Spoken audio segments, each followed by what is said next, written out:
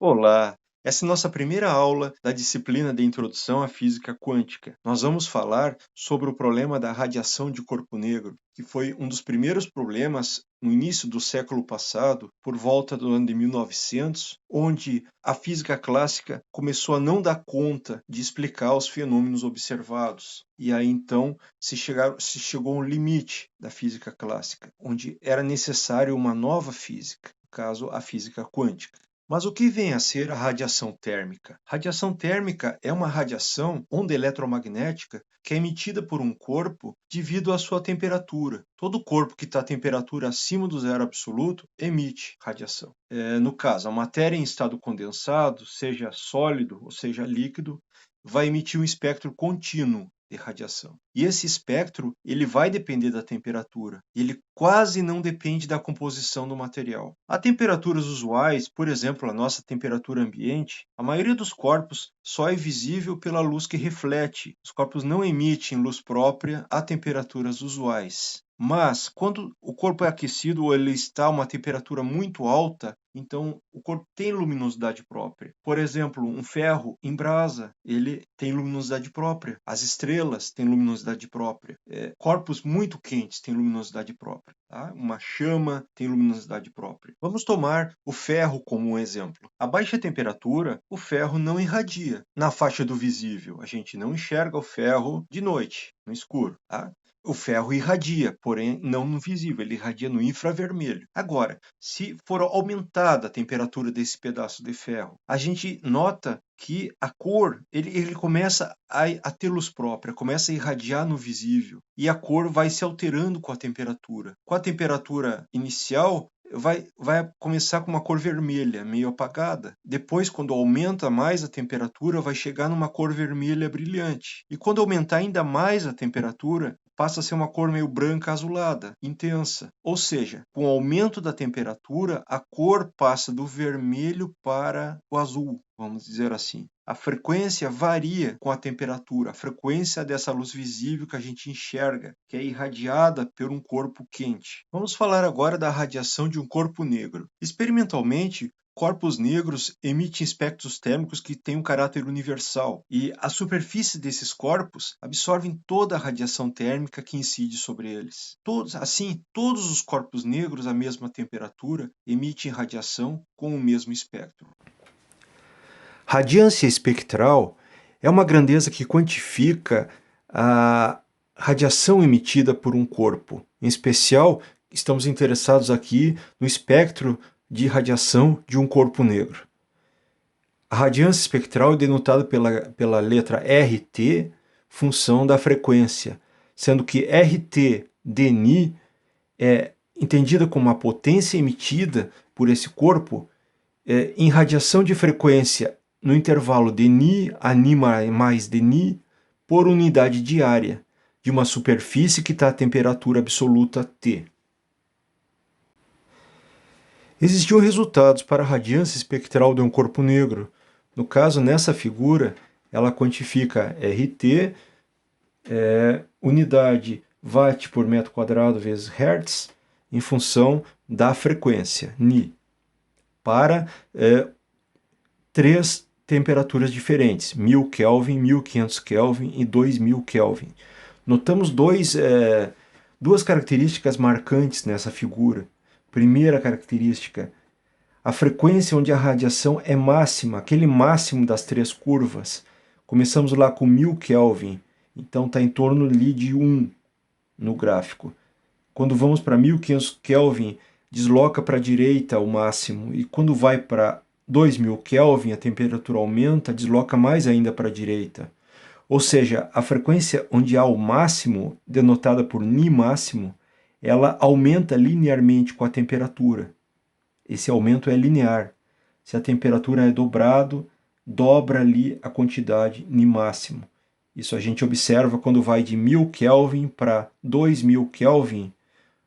No gráfico vai em torno de 1 para em torno de 2 a frequência ali, 2 vezes 10 na 14 Hz. A outra característica marcante nesses gráficos são que a potência total emitida por área, que a potência total quando a gente integrar essas curvas, né? a potência total emitida por área ela aumenta muito rapidamente com a temperatura. Então, no caso, a 1000 Kelvin, nós temos uma área bem pequena ali embaixo da curva. Se vai para 1500 já é bem maior, e para 2000 é muito maior essa área. Então, esses dois comportamentos, que o máximo da frequência ele se move para a direita ali, aumenta com a temperatura, e que a integral, a área embaixo da curva, aumenta muito rapidamente com a temperatura, são dois aspectos muito importantes aqui que vamos ver. A física clássica não deu conta de explicar isso.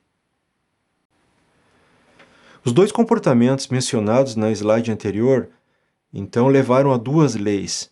A primeira delas tem a ver com a radiância e a lei de Stefan. Vamos então, se a gente considerar a integral da radiância espectral, ou seja, a gente integra a curva de zero até infinito, a radiância espectral, a gente obtém RT, então a radiância, que é simplesmente chamada de radiância, que é a energia total emitida por unidade de área por um corpo negro que está a uma temperatura T. Tá? E já não é mais função de Ni, porque foi integrado sobre todas as frequências.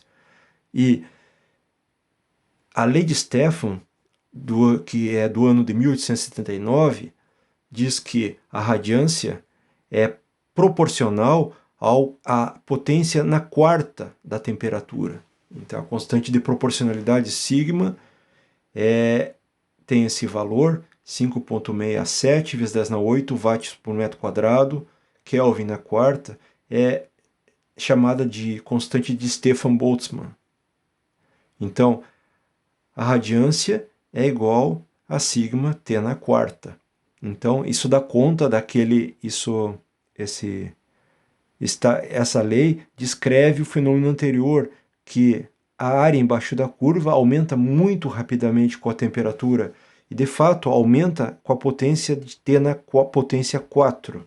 Tá? Essa é a lei de Stefan. Então, já falamos da lei de Stefan, e o segundo fenômeno mencionado anteriormente é que há um máximo da radiância espectral para uma dada frequência, para uma dada temperatura, e aumentando a temperatura, esse máximo é deslocado. Essa lei, então, ficou conhecida por Lei do Deslocamento de Wien, que data de 1893. Escrita em termos do comprimento de onda em vez da frequência, pode ser escrito dessa forma. Então, comprimento de onda máximo, onde há o máximo da radiância espectral multiplicada pela temperatura, é uma constante. E essa constante foi determinado como sendo 0,2898 centímetro vezes Kelvin. Então, temos a lei de Stefan, da radiância, e temos a lei do deslocamento de Wien. Como explicar esses resultados? Uma forma de estudar um corpo negro é através da seguinte realização prática: uma cavidade que ligada ao exterior apenas por um pequeno orifício, como está mostrado na figura. Então, o que acontece aí? A radiação térmica que vem de fora incide sobre esse orifício, e lá dentro nós temos paredes metálicas, e essa radiação térmica ela reflete nessas paredes várias vezes, e em cada reflexão ela vai também sendo parcialmente absorvida. Praticamente toda a radiação incidente é absorvida, então seria uma característica do corpo negro. Vamos então abordar aqui a teoria de Rayleigh-Jeans sobre radiação de corpo negro, estudando esta cavidade. A cavidade ela vai absorver energia e aí então a temperatura vai aumentando com a absorção de energia, até chegar a uma temperatura de equilíbrio. As paredes elas vão emitir radiação térmica. E essa radiação emitida pelas paredes, elas vão preencher toda a cavidade, então esse buraco que tem ali dentro. Parte dessa radiação ela vai ser emitida pela cavidade, e que vai ser então um espectro característico de um corpo negro. É isso que vai ser estudado e que é quantificado pela teoria de Rayleigh-Jeans. A teoria de Rayleigh-Jeans é a teoria clássica de radiação de cavidade. É a teoria eletromagnética aplicada aqui a esse problema a radiação de corpo negro a essa cavidade. Tá? Então, a radiância é proporcional a uma outra quantidade que é a densidade de energia. E essa quantidade que vai ser calculada aqui pela teoria de Rayleigh-Jeans. A densidade de energia é a energia contida num certo volume da cavidade a uma temperatura T no intervalo de frequência que vai de Ni a Ni mais dNi. A cavidade ela tem paredes metálicas e essas paredes são aquecidas de modo uniforme a uma temperatura T. E aí então essas paredes emitem radiação eletromagnética. Devido a quê? Devido ao movimento acelerado de seus elétrons. Os elétrons que estão presos nas paredes, mas eles têm movimento oscilatório que vai, então, portanto, são cargas elétricas aceleradas, vão emitir radiação. No caso aqui, a teoria se propõe a analisar o comportamento dessas ondas eletromagnéticas no interior da cavidade. E então, como que é entendida essa radiação térmica? É entendido como ondas estacionárias, com nós sobre as superfícies metálicas. Então, análogo a ondas estacionárias numa corda presa nas suas extremidades. Nas extremidades nós temos nós, e a corda oscila nos pontos intermediários. No caso ali, há ondas estacionárias, são de campo elétrico ou campo magnético, que estão nas superfícies, nós temos nós e tem valores diferentes de zero na própria cavidade. Né? É isso que vai ser quantificado aqui. Vamos tratar então mais quantitativamente essa teoria do Rayleigh-Jeans para radiação de cavidade, onde a radiação térmica então vai ser entendida como ondas estacionárias que têm nós nas superfícies metálicas. Nesse caso, na figura da esquerda, está representando uma cavidade cúbica, para facilidade do nosso cálculo. Tá? Então, uma cavidade e tem vazio lá dentro e as paredes são metálicas. Então, está representado ali dentro o campo elétrico. E poderia também ser o campo magnético nessa região das cavidades. A exigência é que tenha nós nas superfícies. E ele só tem valores não nulos lá dentro da cavidade. Para facilitar nosso cálculo, inicialmente, vamos considerar, em vez de uma caixa tridimensional, que seria o caso principal, vamos iniciar considerando uma caixa unidimensional, ou seja, uma dimensão só, que então as extremidades dessa caixa seria de 0 e A, x igual a 0, x igual a A. Ondas estacionárias em uma dimensão têm uma característica idêntica a ondas estacionárias de uma corda. Então, para o campo elétrico aqui, ele vai ser função da posição x e do tempo, onde o campo elétrico, sendo uma onda estacionária, ele tem essa forma funcional, ou seja, uma constante E0, que é a amplitude do campo elétrico, vezes um seno de 2πx sobre lambda, onde lambda é o comprimento de onda, x é a posição, e vezes o seno de 2π ni t. Ni é a frequência, t é o tempo. Ou seja, uma onda estacionária típica tem separada a dependência na posição em um seno e a dependência no tempo no outro seno. Agora, fazendo a exigência de nós nos extremos, em x igual a 0 e x igual a A, fazendo a exigência de nós em x igual a 0, ela é automática, porque seno de 2π vezes 0 dá 0 automaticamente. Então não dá uma condição nova sobre isso. Essa condição já é satisfeita automaticamente. Agora, exigindo que exista um nó no outro extremo, que seria em x igual a A, então eu olho para o argumento do seno. Seria então 2π vezes A sobre lambda. Esse argumento tem que ser tal que o seno desse argumento dê zero. Ou seja, o argumento tem que ser múltiplo de π, múltiplos inteiros de π. Então está escrita essa condição já ali. 2x sobre lambda igual a n, onde n igual a 1, 2, 3 e assim por diante. N então são os múltiplos, aqueles de π, que pode ser qualquer valor inteiro. E 2x sobre lambda, na verdade, seria 2a sobre lambda, né? Foi colocado ali genericamente. Ali na figura de baixo, à direita, estão representadas então as 3 primeiras ondas estacionárias. A primeira seria então para n igual a 1. Nós temos um comportamento de 2 nós nas extremidades e nenhum nó intermediário. N igual a 2, nós já temos dois nós na extremidade e um nó bem no ponto médio ali desse espaço. N igual a 3, nós vamos para 1, 2, 3, 4 nós. Tá? E assim por diante. O número de nós vai aumentando, vai aparecendo nós intermediários, mas sempre com esse comportamento, que nas duas extremidades nós temos nós. Mais tarde a gente vai generalizar esse resultado para 3 dimensões, mas vamos começar fazendo esse estudo em uma dimensão.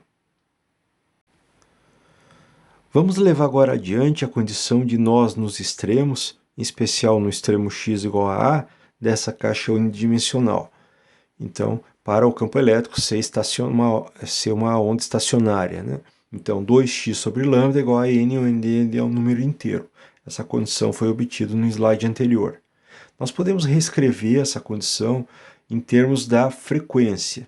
Então, substituir o comprimento de onda pela frequência, usando a relação conhecida de ondas, que é a velocidade é igual ao comprimento de onda vezes a frequência, onde a velocidade é a velocidade da luz, c, e a relação entre, então, c igual a lambda ni. Com isso, a gente escreve ni em termos do resultado acima. Então, ni vai ser Cn sobre 2A, onde n é um número inteiro. Nós podemos também, e vai ser relevante aqui, fazer uma contagem de quais são as frequências possíveis e quantos valores possíveis. Então, nessa figurinha de baixo, está contando ali, vamos considerar ali o eixo n, o eixo horizontal. Tá? A gente começa ali com 0 e vai 1, 2, 3, 4, sempre de números inteiros. Até chegar a um valor ali onde está marcado uma primeira distância, que seria d igual a 2a sobre c ni. O que está acontecendo aqui? Vamos olhar para a figura, para a expressão de cima, que diz ali as frequências possíveis. Vamos isolar o valor de n, o valor então inteiro ali. N vai ser 2a ni sobre c. É isso que está dizendo então d igual a 2a sobre c vezes ni. Tá? D vai ser essa distância que vai me dar o valor do número n. Tá? Qual que é a onda estacionária? É 1, 2, 3, 4 até a n. Se for, então, passar do valor de frequência ni para o valor de frequência imediatamente acima, ni mais dni, aqui na figura tá, claramente não é o dni não é infinitesimal, mas a gente depois vai considerar o limite infinitesimal. Então fica quantas nessa segunda medida aqui desse gráfico de baixo ali. Está dizendo então que nessa segunda medida maior ali, o d vai ser 2a sobre c vezes o valor de frequência, além ali que seria ni mais dni. Tá? Então, fazer a contagem agora. Qual que seria o número de frequências possíveis nesse intervalo de ni a ni mais dni? É o que está escrito à direita, então. Nós vamos denotar isso por n de ni dni. Então, fazendo ali, subtraindo uma equação da outra, um resultado do outro, a gente obtém que n de ni dni vai ser 2a sobre c dni. Seria 2a sobre c ni mais dni menos 2a sobre c ni. Aí vai cortar dois termos e vai sobrar esse que está aparecendo aí, que é 2a sobre c dni. Bom, só que existem duas polarizações possíveis para a onda eletromagnética. Então, esse valor, para obter um número possível de frequências, na verdade eu preciso multiplicar por um valor de 2. Então, em vez de 2a sobre c, nós vamos ter 4a sobre c dni. Lembrando, então, esse é o número de frequências possíveis no intervalo de ni até ni mais dni, e esse resultado é em uma dimensão. Nós queremos, lembrando sempre, queremos generalizar para 3 dimensões. Vamos a seguir, então, fazer a contagem do número de frequências possíveis no intervalo que vai de uma frequência Ni até uma frequência Ni mais Dni, então N de Ni Dni, para 3 dimensões. Então, nós vamos passar para a caixa cúbica. Tá? Então, nós vamos passar de uma dimensão, onde o resultado obtido foi 4A sobre C Dni, vamos passar para 3 dimensões. Essa generalização ela não é trivial. Tá? Então, a figura à esquerda ali mostra um pequeno cubinho e mostra ali uma figura tridimensional, a partir do qual se pode fazer esse cálculo detalhado. Tá? Esse cálculo não vai ser tratado aqui nessa aula, mas é um exercício importante de ser feito, tá? Onde agora, em vez de termos um valor de n, lembram que a onda estacionária nós tínhamos n que ia para 1, 2, 3, 4, 5, ou seja, n inteiro. Agora nós temos o n na direção x, temos o n na direção y e temos o n na direção z. Então nós temos 3 eixos, então nós temos 3 variáveis que poderão assumir valores inteiros. E a questão é de fazer essa contagem do número de frequências possíveis para sendo que os 3 n's, existe nx, ny, nz. Esse cálculo ele é bem factível de ser feito e aqui eu recomendo fortemente que vocês façam, tá? Mas eu vou só colocar o resultado, então. E vejo que existe realmente o resultado é completamente diferente do resultado anterior. Em uma dimensão, n vezes dni daria 4a sobre c dni. Ou seja, o resultado 4a sobre c é constante, a é o tamanho da caixa, c é a velocidade da luz, 4 um número. E em 3 dimensões vai aparecer então o resultado 8π a ao cubo sobre c ao cubo.